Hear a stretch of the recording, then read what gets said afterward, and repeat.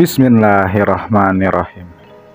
Assalamualaikum warahmatullahi wabarakatuh. Halo teman-teman, selamat datang kembali di channel Ojo Wedi. Terima kasih kepada teman-teman yang sudah mau mendengarkan cerita-cerita di channel ini. Tak lupa kami juga mengucapkan terima kasih kepada teman-teman yang telah mensupport channel ini agar makin berkembang. Baiklah teman-teman, jika sudah siap, selamat mendengarkan. Irfan masih terbaring lemah di atas kasur yang berukuran cukup besar. Matanya terpejam. Sesekali nafasnya pun tersengal. Dahinya yang penuh kerutan tampak basah oleh keringat. Di sebelahnya ada Hesti, istri Irfan. Ia terus-menerus menyeka air matanya sembari memandangi wajah letih suaminya yang kini hanya bisa terbaring di tempat tidur. Sudah hampir 1 tahun, Irfan berjuang melawan penyakitnya. Bahkan semua dokter di beberapa rumah sakit yang ia datangi pun sudah angkat tangan. Ia didiagnosa mengalami kelumpuhan, padahal setelah dilakukan pemeriksaan, semuanya normal dan tidak menunjukkan ada yang bermasalah. Berbagai usaha telah dilakukan, dari mulai menjalani terapi medis, mendatangi pengobatan alternatif, sampai meminum terapi herbal. Namun, semuanya belum juga membuahkan hasil. Mah, Papa kok rasanya capek sekali ya, ucap Irfan lirih. Hesti menghampiri Irfan, lalu mengelap keringat di dahi suaminya. Sabar ya Pa, semua pasti ada jalannya. Papa pasti bisa sembuh. Kok sepertinya Papa sudah mulai ngawur. Sudah seminggu ini Papa sering dengar suara yang aneh-aneh. Apa itu pertanda kalau umur Papa udah gak lama lagi ya? Tanya Irfan sambil menghela nafas. Hush, jangan ngomong gitu dong Pa. Umur ada di tangan Gusti Allah. Tugas kita hanya berdoa dan berikhtiar untuk kesembuhan Papa. Sisanya biar Gusti Allah yang ngatur, jawab Hesti. Lagian, emang dengar suara aneh-aneh gimana sih Pa? Akhir-akhir ini Papa suka dengar suara seperti ular berdesis. Papa juga suka dengar suara-suara berbisik yang bilang kalau Papa bakal mati, ujar Irfan lirih. Hesti menepuk pelan tangan Irfan. Astagfirullahaladzim. Istighfar Pa. Mungkin itu perasaan Papa saja. Iya Mah, mungkin hanya perasaan Papa saja. Tapi memang rasanya seperti jelas sekali, jawab Irfan datar. Ya sudah Pa, sekarang Papa istirahat. Mama di sini kok nemenin Papa. Ada Bagus sama Umi juga yang selalu jagain Papa. Jadi Papa nggak usah khawatir ya, ujar Hesti sambil merapikan tempat tidur suaminya. Assalamualaikum. Suara seorang laki-laki disertai ketukan pintu memecah keheningan malam. Kebetulan malam itu Hesti, Umi dan Bagus berada di ruang keluarga. Mereka pun menjawab serempak salam itu. Gus, coba kamu lihat dulu siapa tamu itu, ujar Hesti. Bagus berjalan menuju pintu depan dan membukanya. Om Tommy, silakan masuk Om. Duduk dulu, ujar Bagus sembari mempersilakan Om Tony duduk di ruang tamu. Mah, ini ada Om Tony datang, teriak Bagus pada ibunya. Hesti berjalan menuju ruang tamu, disusul oleh Umi. Pak Tony, silakan duduk Pak. Pak Tony tersenyum ramah. Maaf Bu, saya datang malam-malam. Kebetulan saya lewat di sekitar sini. Jadi sekalian saja saya mampir untuk menengok Irfan. Alhamdulillah, Irfan beruntung sekali punya atasan yang baik seperti Pak Tony, ujar Umi. Iya Umi, saya selalu ingat sama Irfan.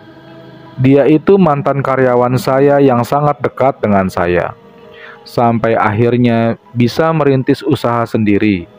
Punya banyak beberapa toko batik dan di usia muda sudah menjadi direktur di perusahaannya sendiri. Sekarang bagaimana kabar kondisi Irfan? Tanya Pak Tony pada Hesti dan Umi. Hesti menghela nafasnya, matanya tampak berkaca-kaca. Iya begitu saja Pak. Kondisi Mas Irfan setiap harinya makin menurun, makin sering mengigau, dan mendengar suara-suara aneh katanya. Sudah coba bawa ke pengobatan tradisional, Hes? Tanya Pak Tony. Hesti mengangguk. Sudah Pak, sudah dibawa berobat kemana-mana, ke rumah sakit, ke pengobatan tradisional, ke tempat-tempat terapi herbal. Cuma memang belum ada hasil. Oh begitu. Apa boleh saya bertemu dengan Irfan, Hes? Tanya Pak Tony pada Hesti. Iya Pak, silakan. Jawab Hesti sambil berjalan mengantar Pak Tony menuju kamar suaminya. Pak Tony terperangah melihat kondisi Irfan yang memprihatinkan. Ia lalu menghampiri Irfan dan duduk di bangku yang ada tepat di sebelahnya. Di depannya, Irfan sedang tertidur. Kerutan tampak sangat jelas di wajahnya. Sesekali wajahnya tampak gelisah. Tubuhnya sangat kurus. Bola matanya bergerak ke sana kemari. Bibirnya tampak seperti mengerang. Tidak! Jangan! Jangan! Ampun! Teriak Irfan. Hesti menghampiri suaminya. Pah, Papa, bangun Pah, istighfar. Ma, Mama, Ma, panggil Irfan pada istrinya. Hesti memeluk suaminya. Iya, Pak. Mama ada di sini. Papa tenang ya. Mama ada di sini, Pak. Papa mimpi, Ma. Ada orang tinggi besar datang mau bawa Papa pergi. Ujar Irfan pada Hesti. Itu cuma mimpi, Pak. Sekarang Papa istighfar ya. Ini sekarang Mama ada di sini nemenin Papa. Ada Pak Tony juga datang, mau ketemu sama Papa, ujar Hesti. Pak Tony menghampiri Irfan. Van, ini saya Tony. Yang kuat ya Van, kamu pasti bisa sembuh. Irfan berusaha tersenyum. Namun yang terlihat seperti senyum penuh rasa lelah.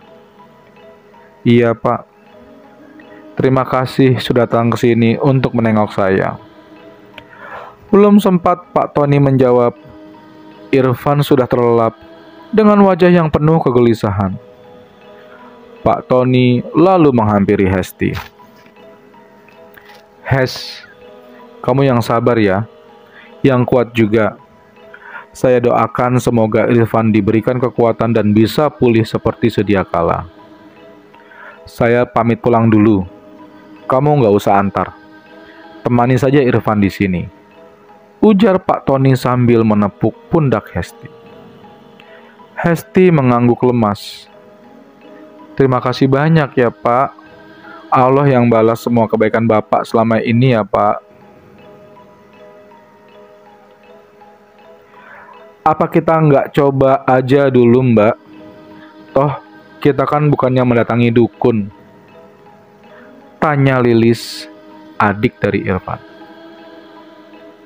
Hesti menunduk sedih. Aku takut, Lis. Lagian, Mas Irfan itu kan orang baik. Nggak akan mungkin ada yang tega ngelakuin seperti itu sama dia. Buktinya apa, Mbak? Selama ini kita udah coba kan untuk bawa Mas Irfan berobat ke sana kemari, tapi tetap nggak ada perubahan.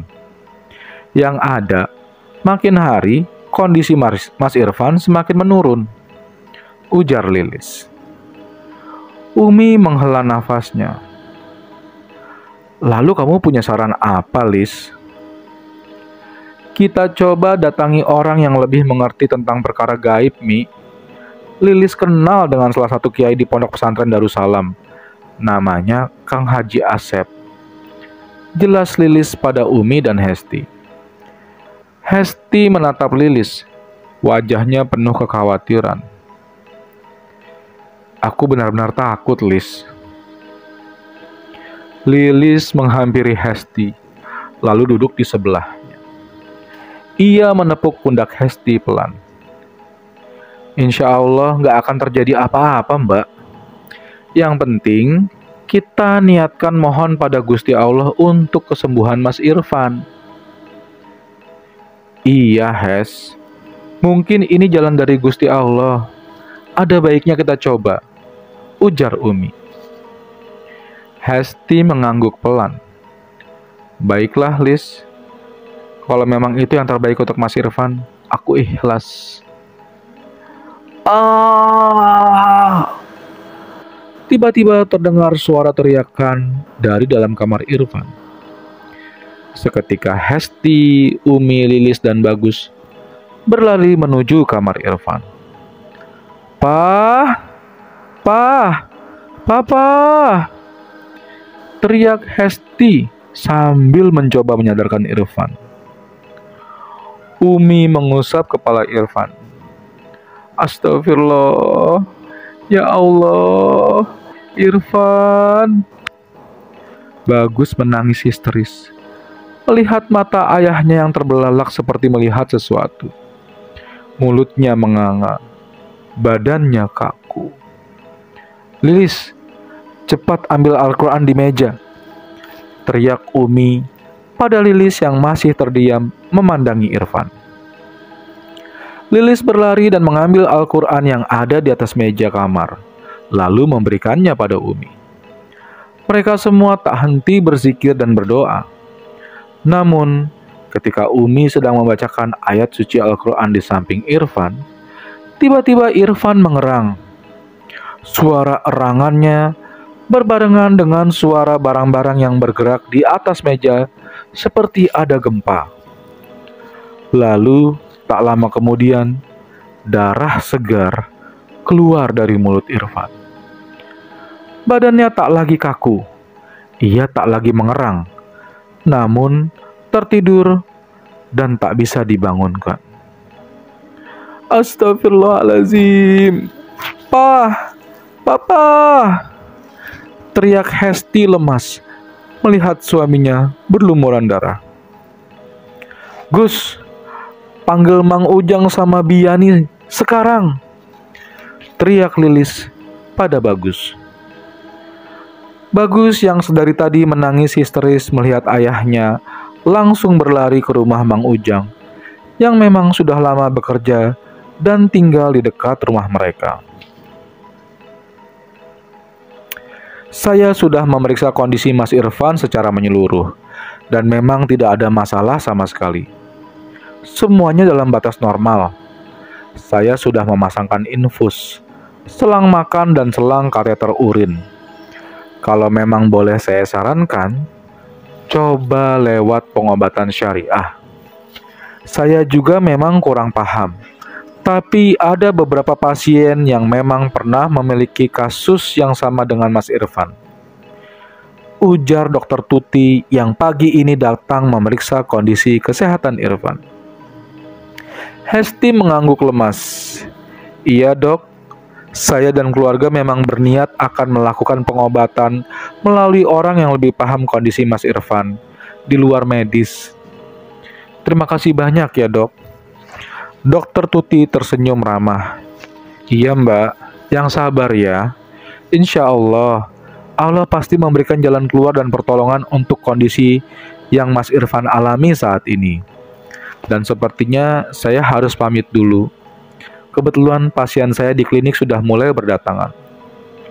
Setelah mengantar dokter ke pintu depan, Hesti kembali ke kamar, menemani Irfan yang sedang terbaring lemah. Hatinya hancur sekali melihat suaminya terbaring tak berdaya dengan alat-alat medis yang terpasang. Mbak Hesti, ini saya buatkan teh manis hangat. Diminum dulu. Ini juga saya bawakan sarapan pagi untuk Mbak Hesti, ujar Biani sambil membawa nampan berisi teh manis hangat dan sepiring nasi goreng. Hesti menyeka air matanya. Iya, terima kasih ya, Bi. Tolong taruh saja di atas meja. Biani meletakkan nampan di atas meja kamar. Mbak Hesti yang sabar ya, yang kuat. Mbak Hesti juga harus jaga kesehatan. Harus makan, biar kuat untuk merawat Mas Irfan. Insya Allah, saya dan Mang Ujang akan menginap di sini sampai situasinya tenang. Hesti hanya tersenyum dan mengangguk. Wajahnya terlihat sangat letih. Matanya juga sembab, karena semalaman menangis dan tidak tidur menemani suaminya. Saat ini di pikirannya masih membekas kejadian tadi malam. Kalau memang semua yang menimpa suaminya karena santet. Lantas siapakah yang mengirimkan santet itu kepada suaminya? Padahal suaminya adalah orang yang sangat baik pada semua orang. Mbak, suara Lilis membuyarkan lamunan Hesti. Sekarang Lilis mau coba menghubungi Kang Haji Asep di Pondok Pesantren Darussalam, lanjutnya. Hesti menatap Lilis. Kamu berangkat sama siapa, Lis? Hati-hati di jalan ya. Iya, Mbak. Aku berangkat ditemani sama Bagus. Ya sudah ya, Mbak. Aku jalan dulu ya, ujar Lilis berpamitan. Lilis tiba di Pondok Pesantren Darussalam tepat setelah azan zuhur berkumandang.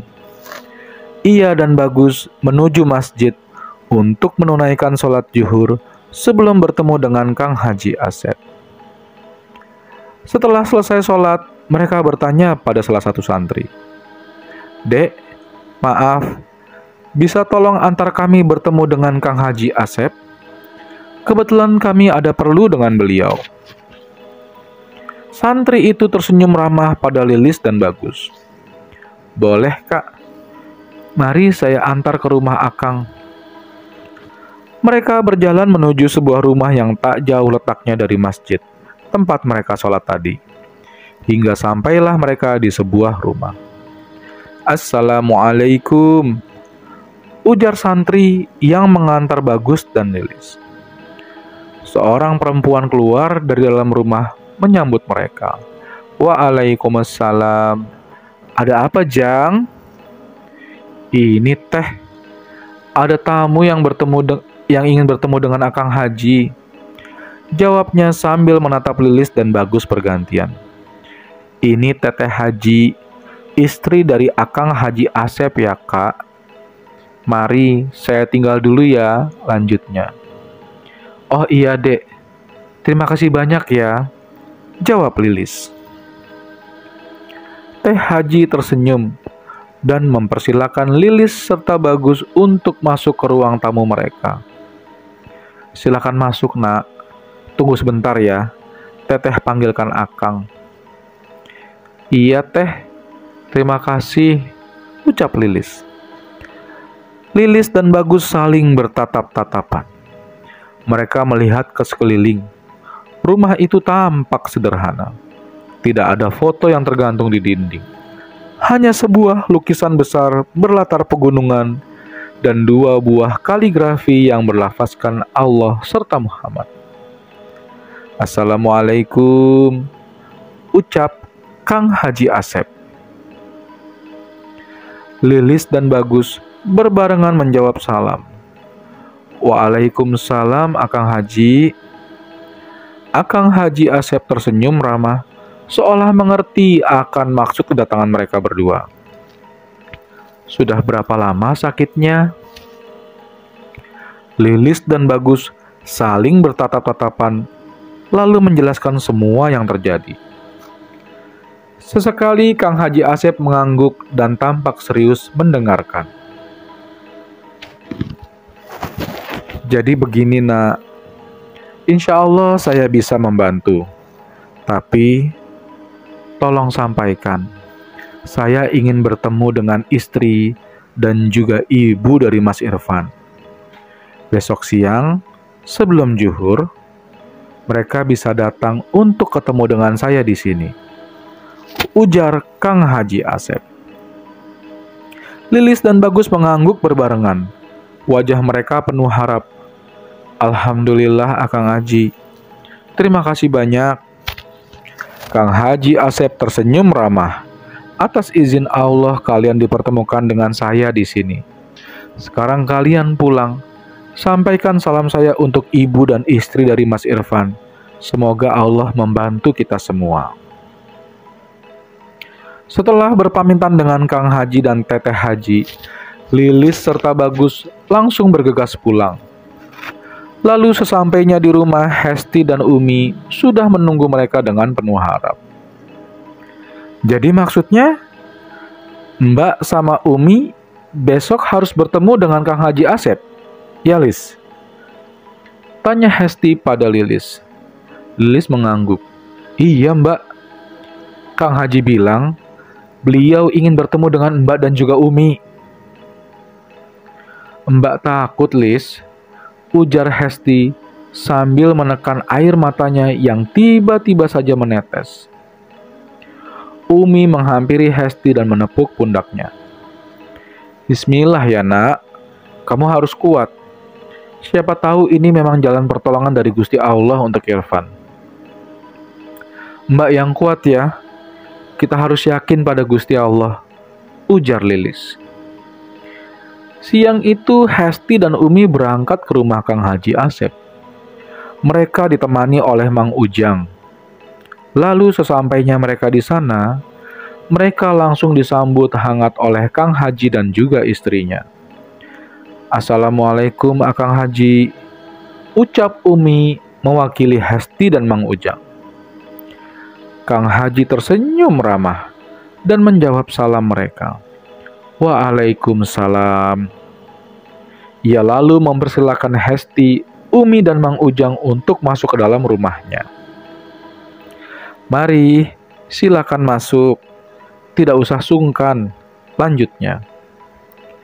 Setelah mempersilahkan tamunya masuk, Kang Haji meminta tolong pada istrinya untuk membuatkan minuman. Kemarin, Mbak Lilis sudah datang dan menjelaskan semuanya kepada saya tentang penyakit yang diderita oleh suami Mbak Hesti, ujar Kang Haji membuka pembicaraan. Iya Kang Haji, lalu bagaimana ya Kang? Kemarin Lilis bilang kalau Akang Haji ingin bertemu saya dan juga Umi, tanya Hesti. Kang Haji tersenyum, lalu menyodorkan 3 botol air ukuran besar pada Hesti. Iya Mbak, jadi begini. Saya ingin bertemu langsung dengan Mbak Hesti dan juga Umi untuk memberikan air ini. Air ini untuk apa Kang Haji? Tanya Hesti. Air ini untuk dicampur ke dalam air minum. Semua yang ada di rumah harus meminum campuran air ini, ujar Kang Haji Asep. Berapa lama kita harus minum campuran air ini, Kang Haji? Tanya Umi. Kalau nanti di rumah ada kejadian-kejadian yang aneh, Umi dan Mbak Hesti langsung temui saya di sini ya, ujar Kang Haji Asep. Setelah menerima air dari Kang Haji, mereka pun pamit pulang. Akang Haji, Teteh, kami pamit pulang dulu. Terima kasih banyak sudah membantu kami. Semoga Allah membalas dengan beribu kebaikan. Sesampainya mereka di rumah, mereka langsung menjalankan pesan dari Kang Haji, yaitu mencampurkan air yang mereka bawa dengan air minum yang ada di rumah. Lalu, semenjak hari itu, mereka tidak merasakan ada kejadian-kejadian aneh yang terjadi, hingga sampailah mereka di hari ketiga. Malam itu giliran Hesti yang menjaga suaminya. Suasana hening karena memang seisi rumah sedang terlelap. Hesti menatap jam dinding yang tergantung di dinding kamar suaminya. Saat itu, jam menunjukkan pukul 02.00 dini hari. Kebetulan cuaca agak dingin karena di luar sedang hujan deras. Tiba-tiba, Hesti merasakan semilir angin yang membuat bulu kuduknya meremang. Ia mencoba memejamkan matanya, tapi tetap tidak bisa. Dan entah mengapa, di dalam kamar, ia merasa sangat tidak nyaman. Brak!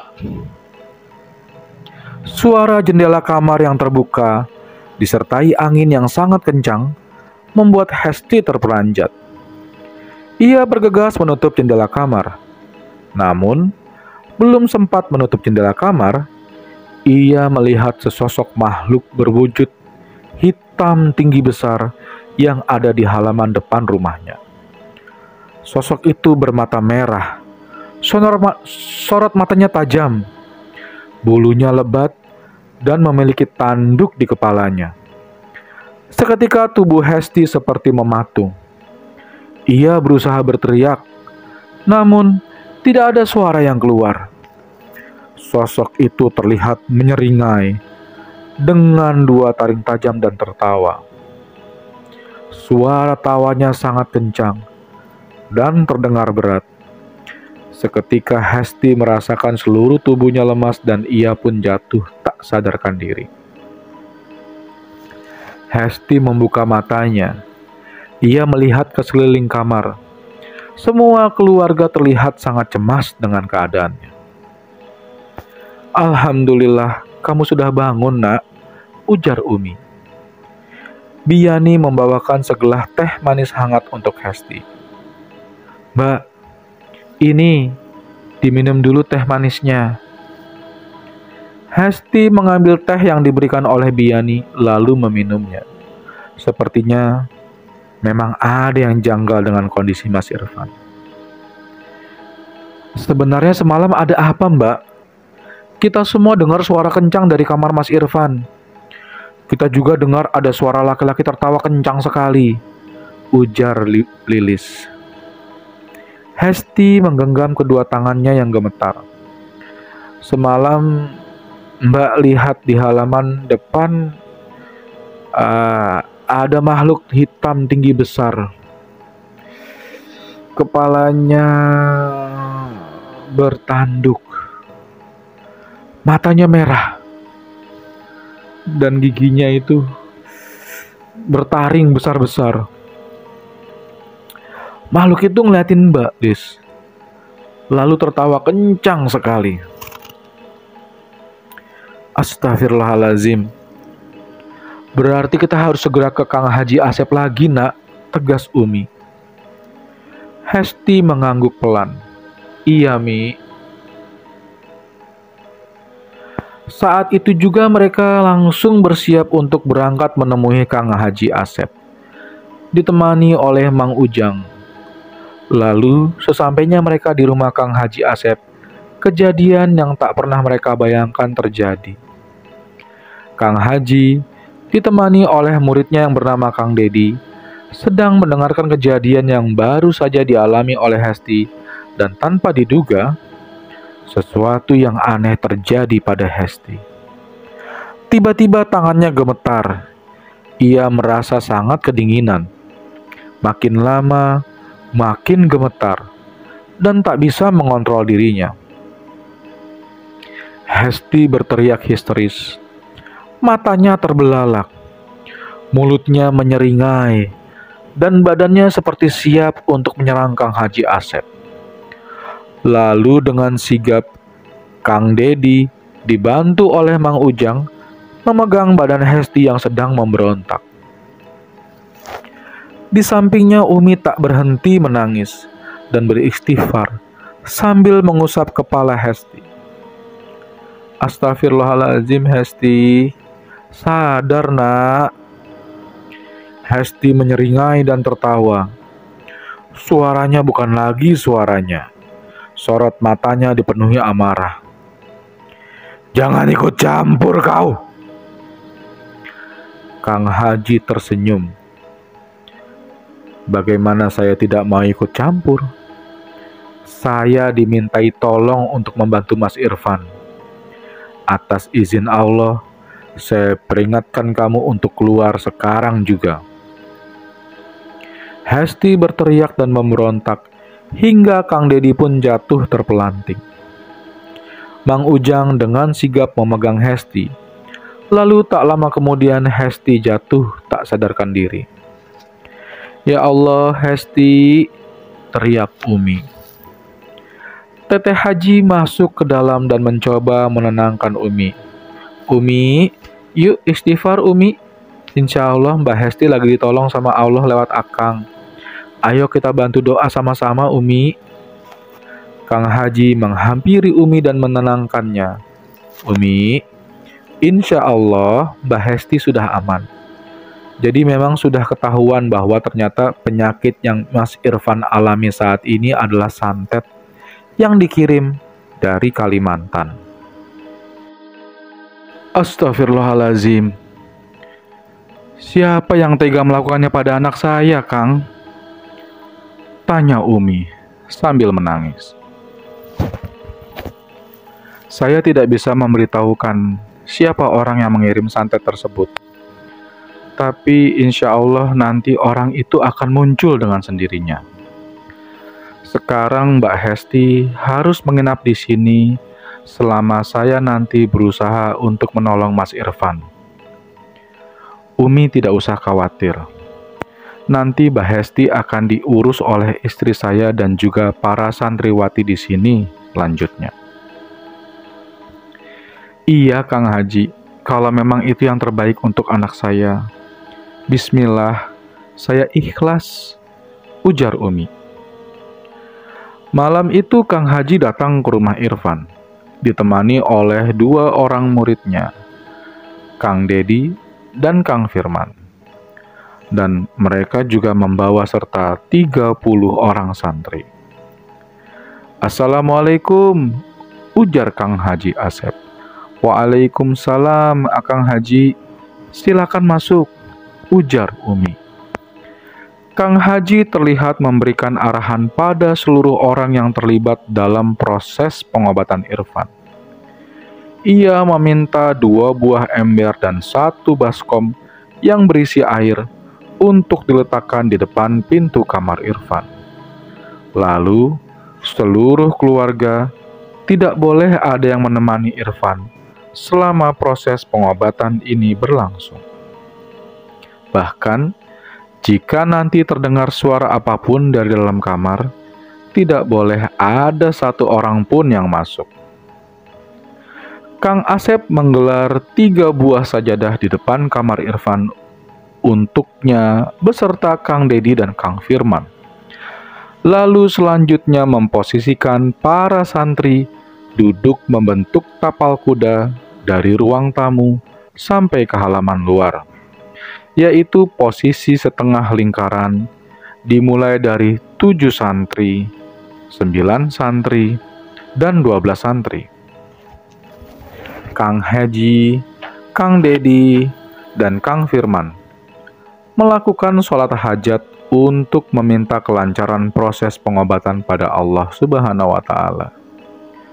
Lalu dilanjutkan dengan tawasulan, yaitu kirim doa untuk Rasulullah Shallallahu Alaihi Wasallam, para wali dan orang-orang soleh.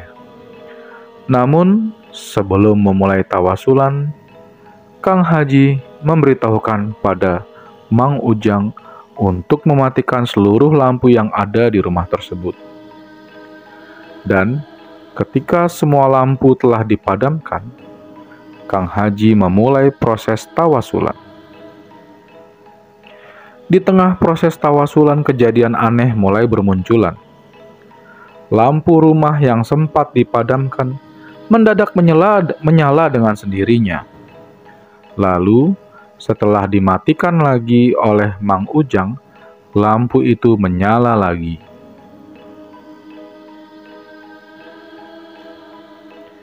Kejadian itu terus berulang sampai 3 kali. Sampai pada akhirnya, Kang Dedi mengirimkan pesan singkat kepada salah satu santri yang ada di mobil untuk turun menemani Mang Ujang menjaga saklar lampu. Kang Dedi juga menitipkan pesan, jika selama mereka menjaga saklar lampu ada kejanggalan atau sesuatu yang aneh terjadi, mereka tidak boleh lari dan harus terus berzikir.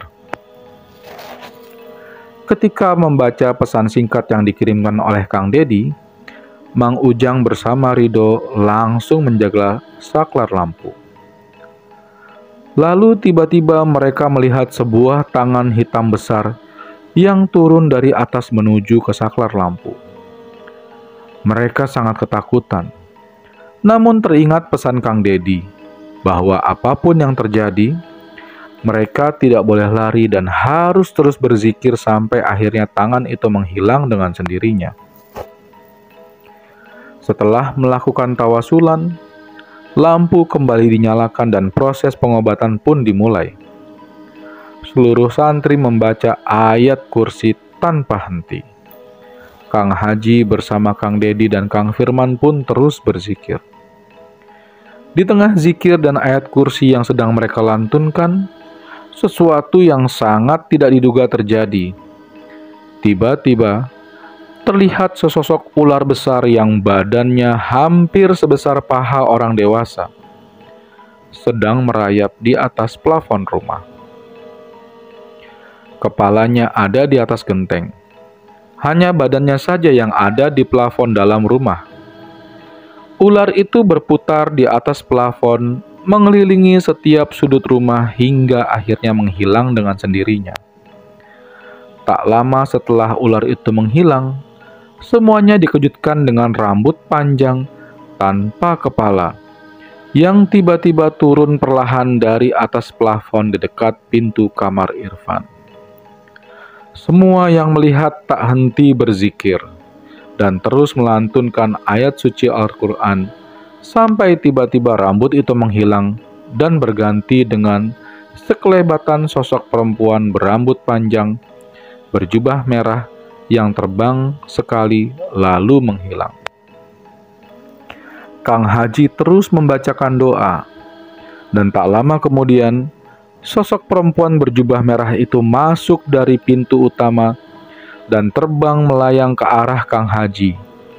Sosok yang biasa kita sebut kuntilanak merah itu saat ini berdiri tepat di depan Kang Haji Asep. Wajahnya tidak jelas, tapi raut wajahnya penuh dengan amarah. Perlahan, sosok itu memudar, tampak seperti hologram dan berubah wujud menjadi seorang dukun laki-laki yang sedang memasang kuda-kuda untuk menyerang Akang dan juga murid-muridnya. Akang Haji terus berzikir dan membacakan doa-doa. Sedangkan di sebelahnya, Kang Dedi dan Kang Firman sudah mulai tumbang dengan darah segar yang keluar dari sudut mulut mereka. Dengan sekuat tenaga, Kang Dedi dan Kang Firman terus fokus berzikir melawan serangan dari dukun itu. Hingga tiba-tiba mereka dikejutkan dengan sebuah suara dentuman dan teriakan nyaring yang terdengar dari dalam kamar berbarengan dengan hilangnya sosok dukun laki-laki itu.